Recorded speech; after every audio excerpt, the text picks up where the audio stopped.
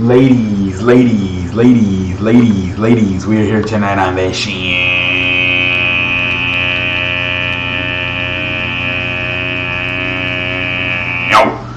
And tonight on this show, I want to talk about especially the Rams-Cleveland game.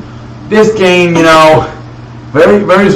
took a while to get going for both teams, but at the end, the Rams were able to win this game 20-13.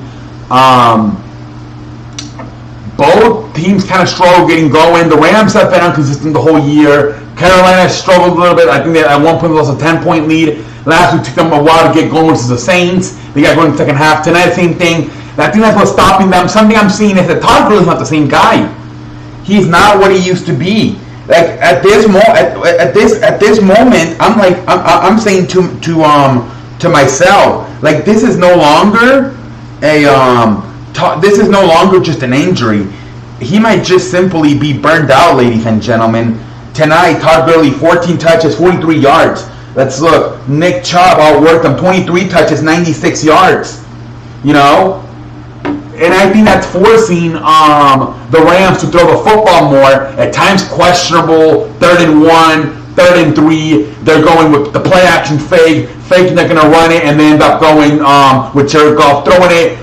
Today there was a play, I believe it was 3rd and 3, and instead of running the football with Todd Gurley, which they would have done last year or in the past, they ended up going with a play action fake, and Jared Goff ended up throwing an interception. That if they would have probably gotten that first down, whether it would have been running the football or whatever, they probably iced the game right there. Instead, Baker Mayfield in Cleveland drove down the field, and almost at the end it took a 4th and goal. Baker Mayfield throwing an interception for the Rams to be able to win the game.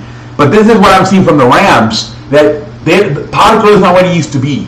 He's just not. For some reason, I don't know if he's still hurt. I find it hard to believe, because supposedly he's been like this since January of last year. December even, C.J. Anderson, that's when he started playing. It's been almost a year now. And Todd Gurley is still not what he used to be. I don't know. At this point, he might just be burned out. But I don't know, ladies and gentlemen. Jared Goff, 24 passes. I beg your pardon. 38 passes, completed 24 for 269, 2 touchdowns, 2 interceptions. Baker Mayfield, 36 throws, completed 18 for 195 yards, 1 touchdown, 1 interception. Nick Chubb, 23 touches, 96 yards. Odell Beckham, 6 catches, 56 yards. Cooper Kupp, 11 catches, 102 yards, 2 touchdowns. Cooper Kupp was really the guy who pulled it out for them, I thought. He had 11 catches, 2 touchdowns, for 102 yards. He was a start tonight, was Cooper Kupp. But the Rams, that's something that I kind of have the Packers and the Cowboys ahead of them, because I think they're more balanced, especially the Cowboys with the running game, the defense. Rams, I think they still have a good defense, but they don't have the balance they used to with the running and passing game. So right now I think I have the Cowboys ahead, even possibly the Packers. But we'll see what happens. Cleveland, they got to continue to go to work. They still got work to do. They got to continue to go to work. We'll see what happens with Cleveland. They played tonight a little bit better than I thought. In fact, I'll say Cleveland played better tonight than they played last week versus the Jets, because they should have destroyed the Jets with Luke Falk, the 3rd stringer. And I thought tonight, I thought I was a little bit more impressed with Cleveland and a loss tonight versus a top 5 team in the league than I was last week versus a 3rd string quarterback, Luke Falk. I was a little bit more impressed tonight in a Cleveland loss than I was last week in a Cleveland win. But anyways, before I exit the show, I do want to go around the league. Obviously, Jacksonville beat Tennessee 20-7. Dallas beats Miami 31-6. Buffalo beats Cincinnati 21-17. An upset, Detroit beats Philadelphia 27-24. Philadelphia secondary's trash. I don't know why the hell Philadelphia has not addressed their secondary. Come on, you should have addressed it since the Super Bowl when Tom Brady threw 500 yards. Philadelphia's got to address that damn secondary.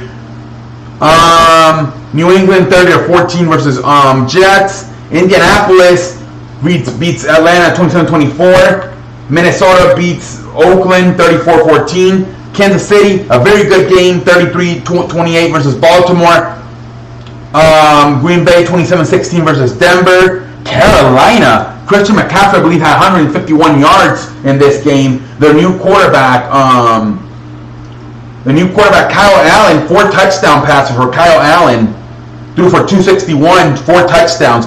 Christian McCaffrey ended up running for 153 yards. I beg your pardon. Very impressive. Carolina looked on the road, 38 points versus Arizona, who played Baltimore pretty good last week.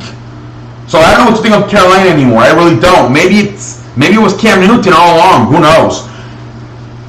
New York Football Giants come back, 32-31 versus Tampa Bay. I predicted they would win this game, but I was too scared, and I picked Tampa Bay. And I also kind of had a feeling Detroit would win. And I got too scared, and I said Philadelphia. I got to grow some nuts, ladies and gentlemen. I predicted Detroit would upset Philadelphia, but I got too scared to come on the airwaves and say it. And I predicted New York would defeat Tampa Bay. Again, I got too scared that I was going to be a pendejo. And I look, and now I do feel like a pendejo.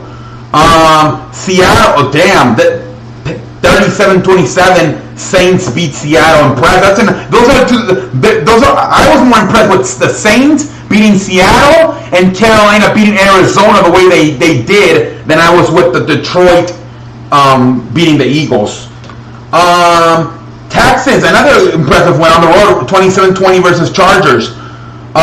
San Francisco 24, Pittsburgh 20, and that is all she wrote, ladies and gentlemen. And let me know what you thought about week 3, and until next time, I'm out like a light.